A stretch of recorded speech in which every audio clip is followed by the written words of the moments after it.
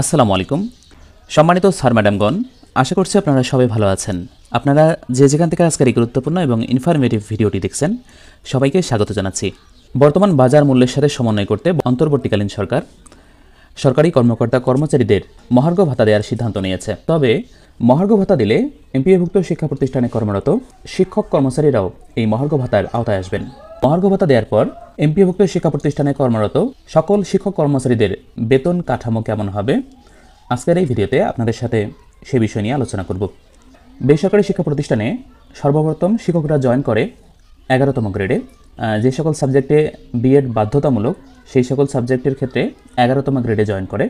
যারা নতুন মানে 11তম গ্রেডে জয়েন করেন তাদের মূল বেতন হচ্ছে 12,500 টাকা।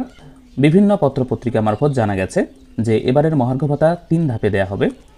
1 থেকে 3 গ্রেড পর্যন্ত মূল বেতনের 10%, 4 থেকে 10 গ্রেড পর্যন্ত মূল বেতনের 20% এবং 11 থেকে 20 গ্রেড পর্যন্ত মূল বেতনের 25% মহার্ঘ ভাতা দেওয়া হবে। সেই হিসেবে 11তম গ্রেড 25% মহার্ঘ ভাতা পাবে। 11তম গ্রেডের বেসিক যেহেতু 12,500 টাকা, সেজন্য মহার্ঘ ভাতার প্রাপ্যতা হচ্ছে 3,125 টাকা। কিন্তু সরকার ঘোষণা দিয়েছে যে এবারে মহার্ঘ ভাতা সর্বনিম্ন 4,000 এবং সর্বোচ্চ 7,800 টাকা দেওয়া হবে। তো সেই হিসেবে যারা 11তম গ্রেডে জয়েন করেন তারা 4,000 মহার্ঘ ভাতা পাবেন। আর এবারের মহার্ঘ ভাতার মূল আকর্ষণ হচ্ছে এই মহার্ঘ ভাতা মূল বেসিকের সাথে যুক্ত হবে। মূল বেসিক যত তার সাথে মহার্ঘ ভাতা যোগ হয়ে যাবে। এটি যদিও সরকারি কর্মকর্তা কর্মচারীদের জন্য সুখবর, তবে বেসরকারি শিক্ষা প্রতিষ্ঠানে কর্মরত এমপিওভুক্ত শিক্ষক কর্মচারীদের জন্য দুঃখের খবর। এটা সুখের খবর নয়, কারণ যখন বেসিকের সাথে যুক্ত হবে আমরা জানি আমাদের বেতনের 10% কেটে রাখা হয়। আর সরকারি কর্মকর্তা কর্মচারীদের যদি বেসিকের সাথে যুক্ত হয় তারা বেসিকের 45 থেকে 60% পর্যন্ত বাড়ি ভাড়া পেয়ে থাকেন।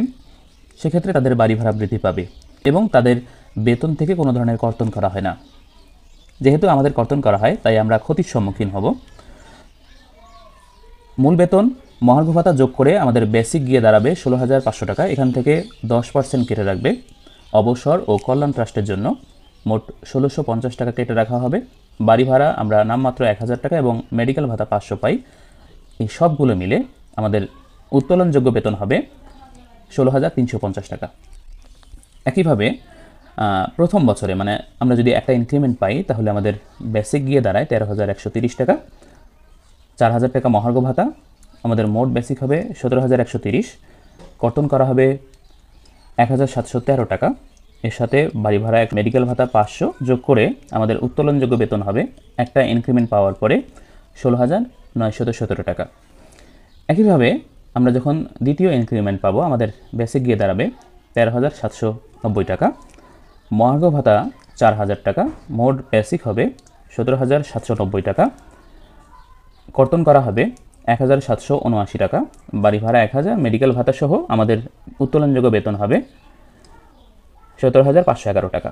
একইভাবে আমরা যখন দ্বিতীয় ইনক্রিমেন্ট পাবো আমাদের বেসিক হবে 14,480 টাকা।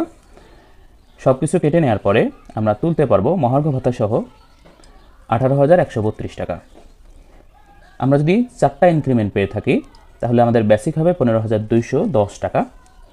আমাদের মহার্ঘ ভাতা 4,000, মোট বেসিক হচ্ছে 19,210 টাকা। কেটে রাখবে 1,921 টাকা। 1,000 টাকা বাড়ি ভাড়া, 500 টাকা মেডিকেল ভাতা সহ আমরা পাবো 18,789 টাকা।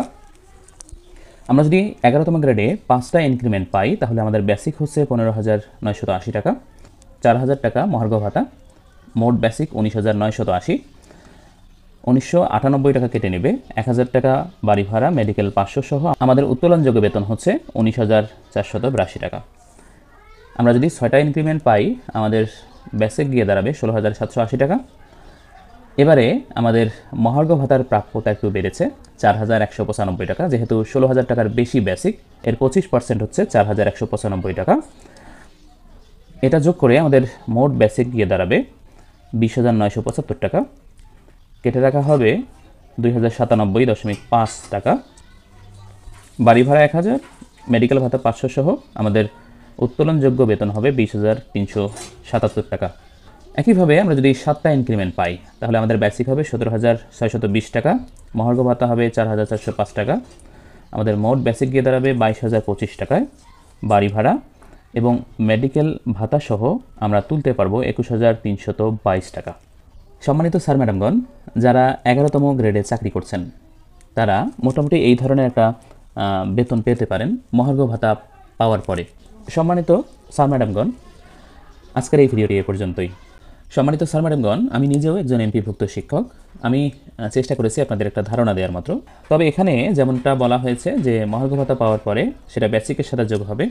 পরের বছর যদি ওই বেসিকের 5% বৃদ্ধি পেত তাহলে বেতনটা আর একটু বেশি হতো, কিন্তু এটা বৃদ্ধি পাবে না। বেসিক বৃদ্ধি পাওয়ার পরে তার 20% হারে বা 25% হারে মহার্ঘ ভাতা দেওয়া হবে।